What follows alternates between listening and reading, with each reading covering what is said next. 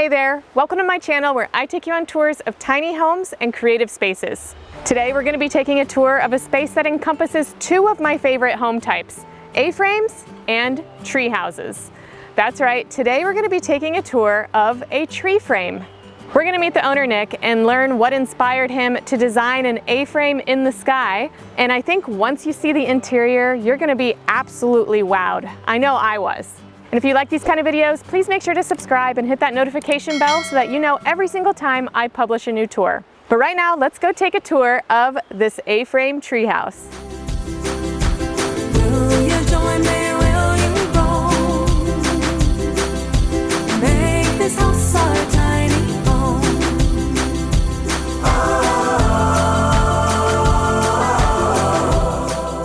Hi, I'm Nick, and this is the Treeframe.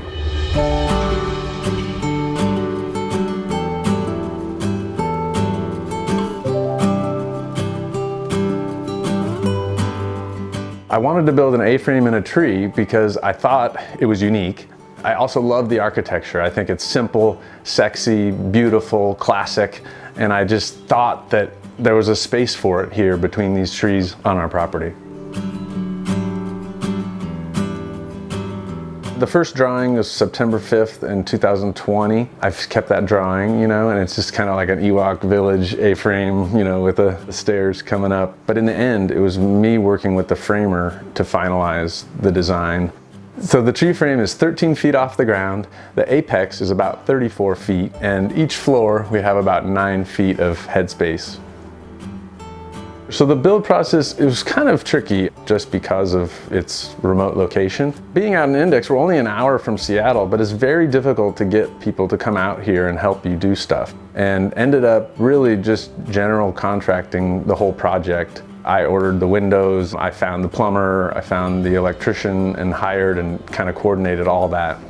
I was on site at least 2 or 3 days a week during our 5-month build. It was amazing. I was exhausted, but I was thrilled with how beautiful it turned out.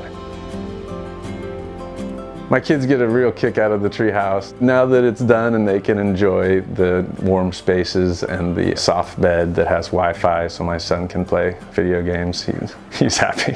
My wife loves the treehouse. She loves the property. I think she also was maybe sometimes annoyed how much I talked about the treehouse, maybe still, but we're getting through that. So the tree frame is the 5th of our 5 cabins here at Index Cabins. We use them for family adventures all the time through ski season and summer play, and we also share them on Airbnb. And it's become kind of a busy full-time job for me. It was an expensive build for me. To tie it into everything on the property and do the build, we spent just about 200 grand. Some of the feedback I get from guests, they use this word magical, and this is such a flattering thing for me to read because this was exactly what I was trying to create. It's really become a nice sense of fulfillment and satisfaction for me.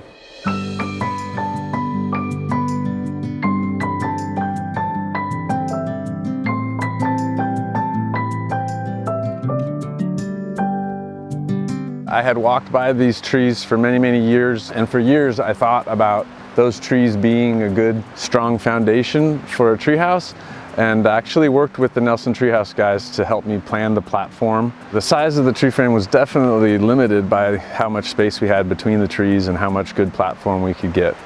And as you can see, there's 2 substantial beams holding up the structure with these 4 giant evergreen trees. They're about 90 years old. This is the strong cedar. The tree house is held up by these 4 pins. They're called treehouse attachment bolts, and the Nelson Treehouse boys have perfected this technology over the years. So this is the anchor of the 4. So you can see that it doesn't move. It's a static uplift arrestor. So that pin goes through that metal piece. So therefore it's not gonna move. And they've tested this to see how much weight it will hold, and it's greater than 17,000 pounds of vertical uplift on this incredible mechanism. The dynamic uplift arrestor, it's just that, it's dynamic. It can move side to side. So if it's windy or if there's a growth of the tree, it can push out or it can slide side to side. And the idea is to let the trees envelop those pins and then grow around those pins and then grow maybe with these little mechanisms so that the treehouse stays intact and structurally sound for as long as possible.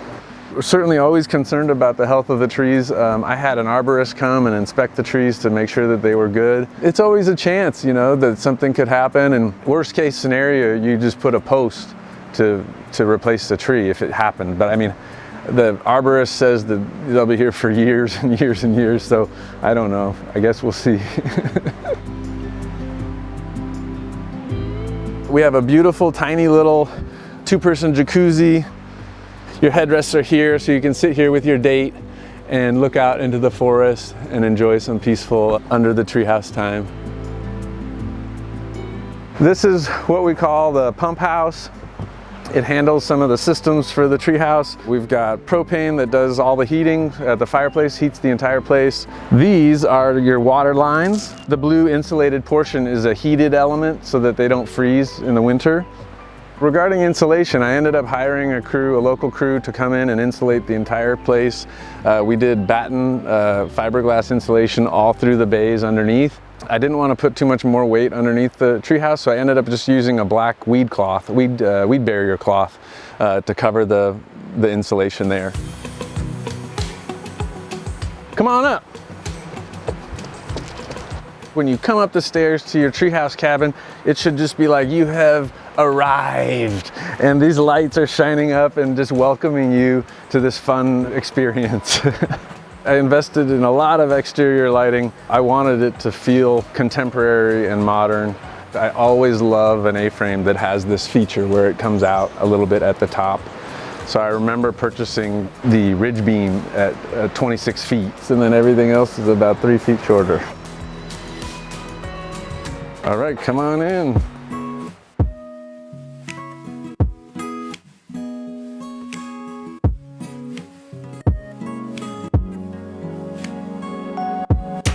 This is your cozy little wonderland. Whenever I come in here, it's just the lighting and the plywood finish. I just love it. So, I really wanted it to feel like you're inside the tree. So like this is the meat of the tree, of a fir tree or something, and you're now just hanging out inside the tree. Color to me is just so light. To me, it's just like a honey glow that just gives it a wonderful feel.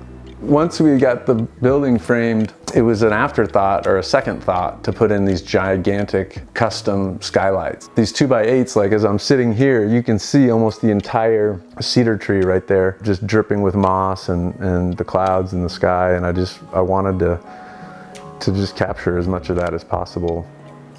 The flooring is an LVP. It's a synthetic product, but it's like totally waterproof, stain-proof. We have a pretty good sized fridge here, medium-sized fridge, high gloss white cabinets with brushed brass handles, which I love. These beautiful brushed brass finish fixtures, I can't get over how pretty those are. I love them. I don't know when that's gonna go out of style, but I hope not soon. We did a little 2-burner induction cooktop, which seems to be perfect for 1 and 2 night stays. We have an air fryer in here, a convection microwave. These shelves are big leaf maple that I milled off the property and then finished for this cabin specifically. You can see this beautiful detail in that maple. So the tile is a key thing, right? Because it's so bold and risky. And as I was building the cabin, ended up listening to so much of my favorite rock star artist, Chris Cornell, that I started making some design choices thinking like, what would Chris have liked? In fact, I Instagram tagged Chris's wife, and she says that he would have loved it here. So that was like sweet for me. And then also the guitar that's in is kind of a tribute for him. We have a propane fireplace. So this actually gets it pretty toasty. You may have gathered I really love like brushed brass and gold finish stuff. And I also really love this color, leather, like this caramel leather look. So I found this couch and it was perfect. It can fold down to sleep a third person if you have 3 folks in your group. The sliding doors, it was always a key element from the beginning because we had to draw the back of the wall here. I will chill out here for as long as I can, but I mean, check out this view. So the railings, very beautiful, but man, they were a lot of work. I ended up having to cut every single one of these posts. I think there were like 28 posts, so like with a metal chop saw. And then I had to do a lot of the drilling for the lag bolts, the lag screws that fasten it to the deck. I had to drill all those holes. So it was a lot of work, but next time I'll make sure it's a little more fabricated before. All right, now let's check out the loft. So we're in the king bed loft. It was very important to me to get a king bed up here, and so that was a big part of planning with the framer and everything to make sure we had enough space. One component that also I argued with basically the framer about was that I needed these small windows down here that could open and close so that we could have a cross breeze from the sliding door downstairs to here, because now we have a fan running up here that can take hot air out of the loft. And then these skylights, again, like you're just sleeping here and you just basically have a full view of the sky and the stars and the moon and stuff, so it's really nice. So we're basically at about 9 feet here at the apex, but as you can see, the sidewalls, you know, kind of impede your standing. But really, when you climb up the ladder and you're coming up to bed, it's kind of a crawl-in situation, cozy. We put as many pillows here as possible. Like, pillow fights are heavily encouraged, and it's just a cozy spot for you and your partner.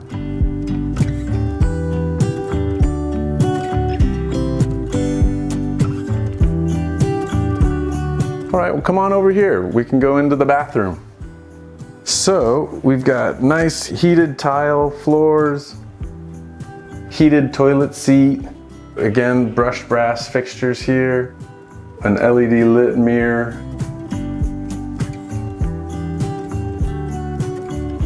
Came across Danielle Aesop. She's an incredible photographer. I purchased a few of her photos that she took when she stayed here one time.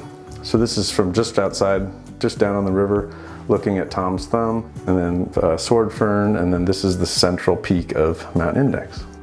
I had my tile guy from Seattle come in and do this really nice designer shower. So black pennies, this heavily textured floor tile just feels great on your toes, and then just a classic subway tile for the walls.